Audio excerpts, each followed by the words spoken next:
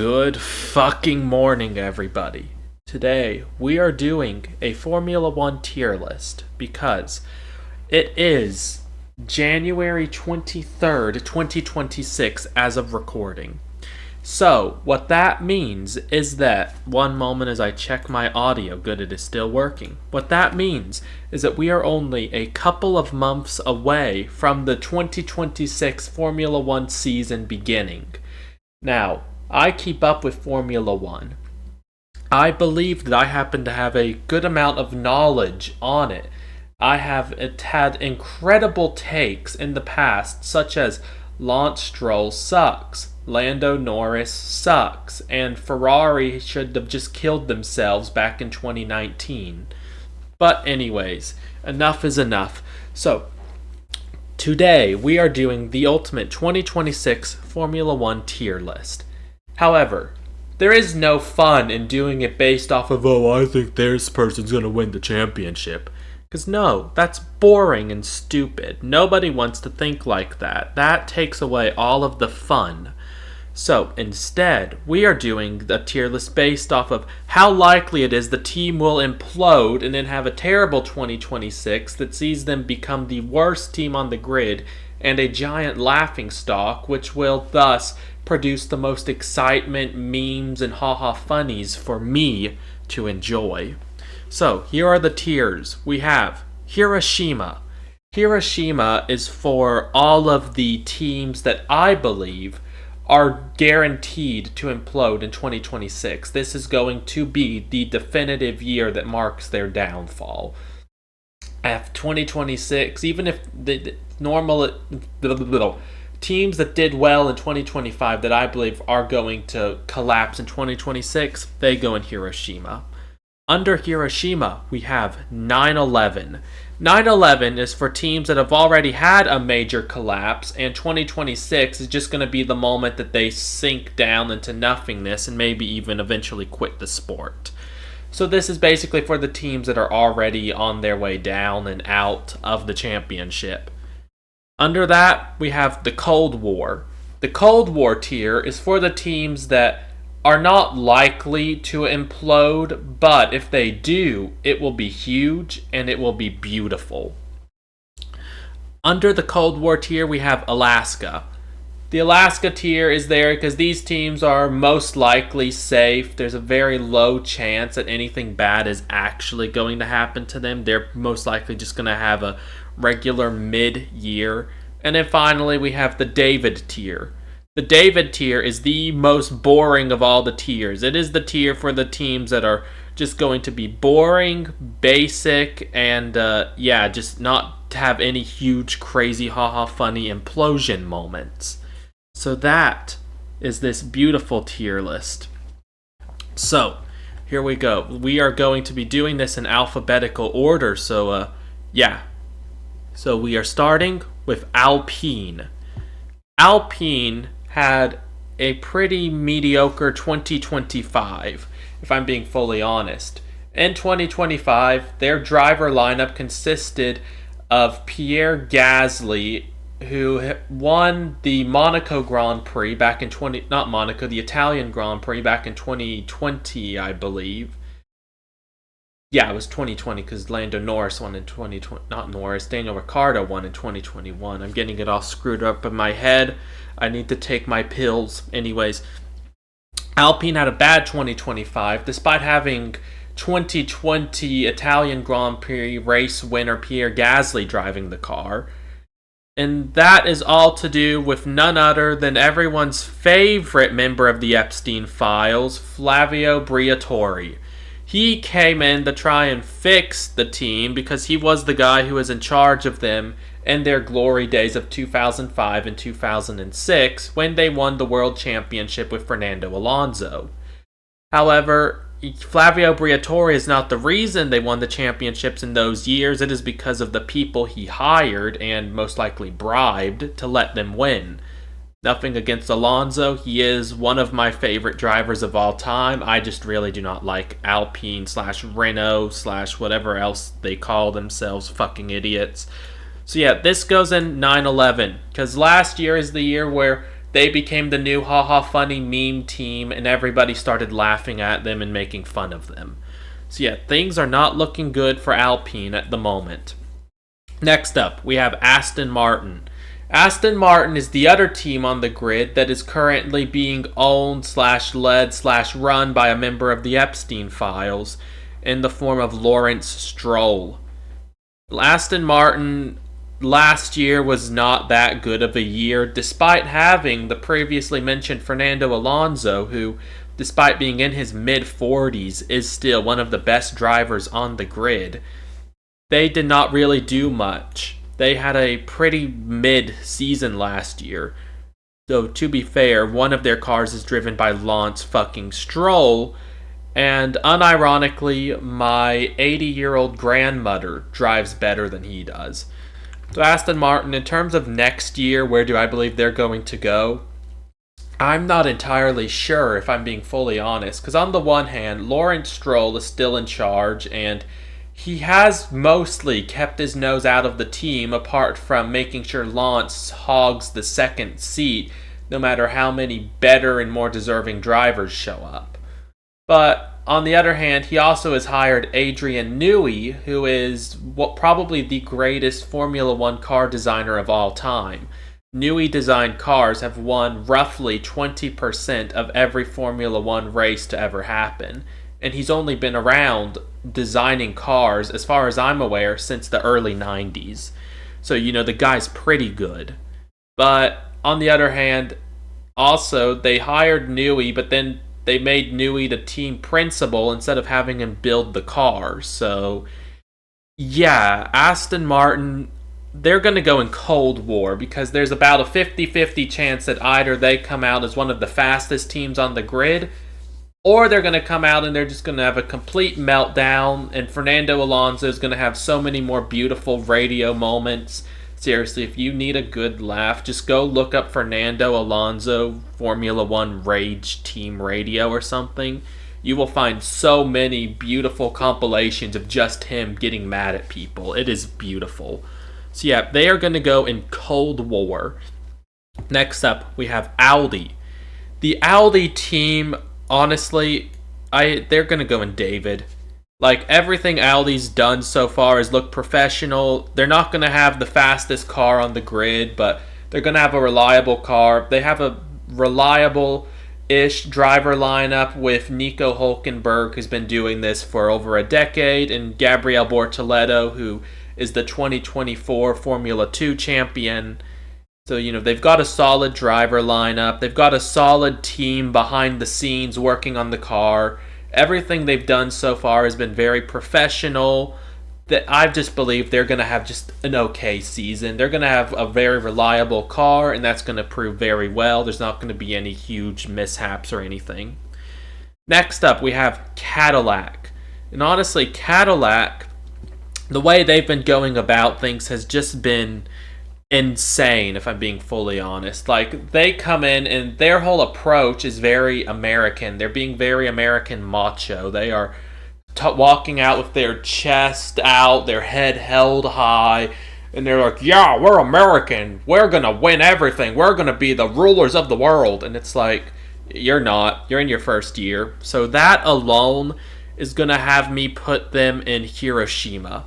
Because yes, they have a solid driver lineup, and yes, they do have a running car, but I just don't believe you can get around in Formula One with that type of attitude and not expect major problems to develop. So that is why I put Cadillac in Hiroshima, because I believe they will implode. They will not win everything. They'll probably get, at best, a 5th place finish, at best. And then they will be very mad, and they will start raging, and then they will get rage baited by the likes of Max Verstappen, who is the funniest guy on the grid and loves to rage bait people. They will get rage baited, and then they will crash out, and it'll just be so beautiful. Next up, we have Ferrari, everybody's favorite suicidal team. Now, Ferrari, if you know anything at all, even just if you only hear rumors about Formula One, you would have heard that Ferrari are garbage. They are absolute shit, and they go in Hiroshima. Next year I do believe is going to be the final year. No, not even the final year. It's going to be the beginning of Ferrari's worst ever racing arc to date. Like, this team are notorious for, they'll have several years. They'll have 2 to 7 years or so of just complete domination where they are easily the best team on the grid, but then they'll go 20 years without achieving anything meaningful and just becoming a laughing stock. And then they go and they get that 2 to 7 year period of domination and perfection again. That is what they do. And right now they are in that 20-year period of being a laughing stock.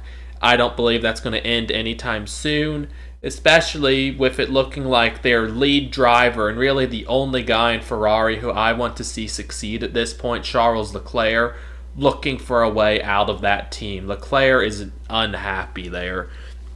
So yeah, Ferrari are going to go in Hiroshima. They are going to have a massive explosion. There is going to be a full-on civil war that's pretty much guaranteed in the team between, well, Leclerc and the other, like, actual people at the track, and then the Ferrari corporate side who keep shoving their greasy, greedy little fingers all inside of Ferrari, trying to mess things around and stuff. Like, it's going to be a big mess, and I am going to enjoy every second of it. Next up, we have Haas. Haas used to be the haha funny meme team, all thanks to the GOAT Gunther Steiner. That man, I loved watching that man so much. He'd just come in and say the most random stuff that made absolutely no sense, and it was beautiful. But unfortunately, they fired him, and now the team is just boring. They go in Alaska. McLaren, they are the reigning world champions at the moment. They won the championship in like they won the Constructors in 2024, and then they won the Constructors and Drivers Championship in 2025, though Max Verstappen deserved the Drivers Championship. They're going to go in Cold War because there is definitely a lot of tension there. And so, yeah. There's...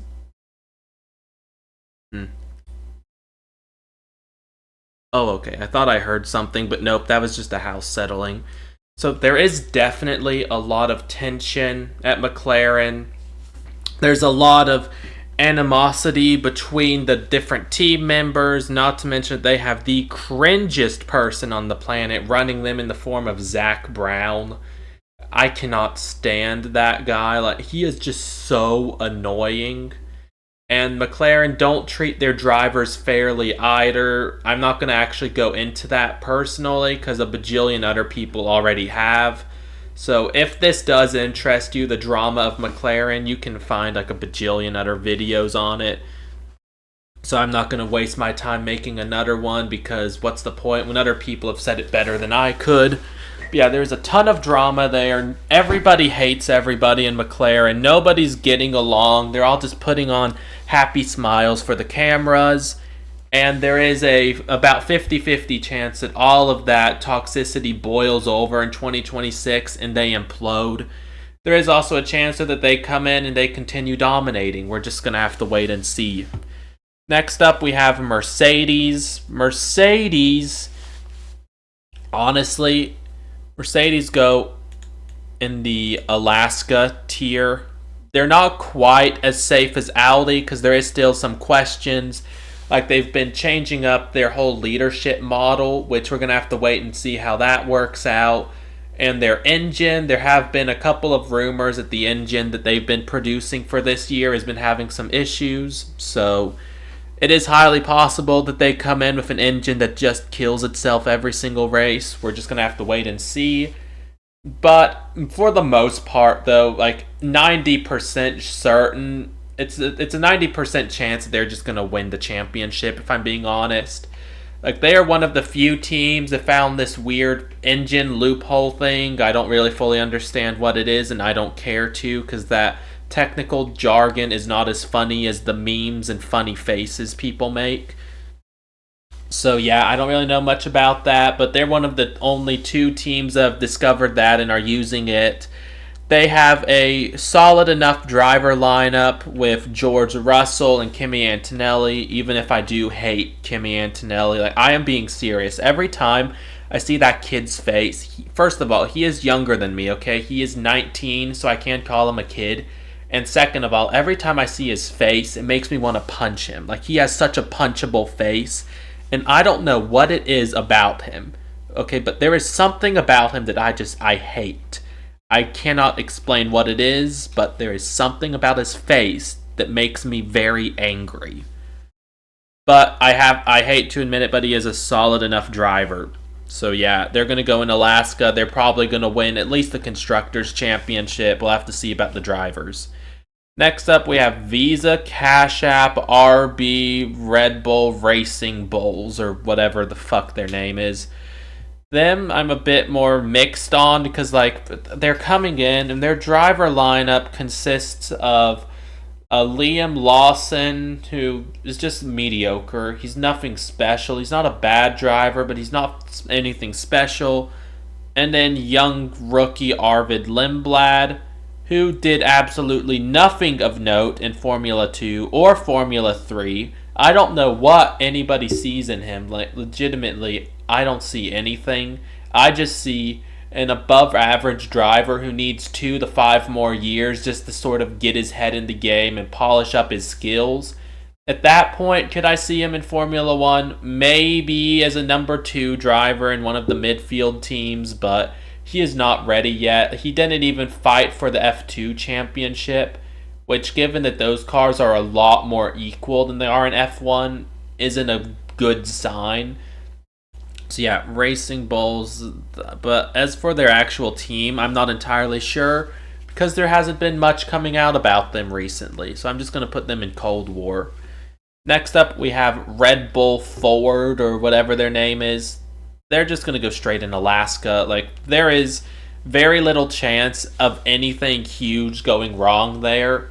They got Lauren Meckies in charge of the team, and he has been doing a great job of fixing them from the whole Christian Horner and his WhatsApp scandals and all of that. And then, of course, there's the whole thing of, what was the guy? Dietrich Matches. Was it Dietrich Mateschitz? No, that was somebody else.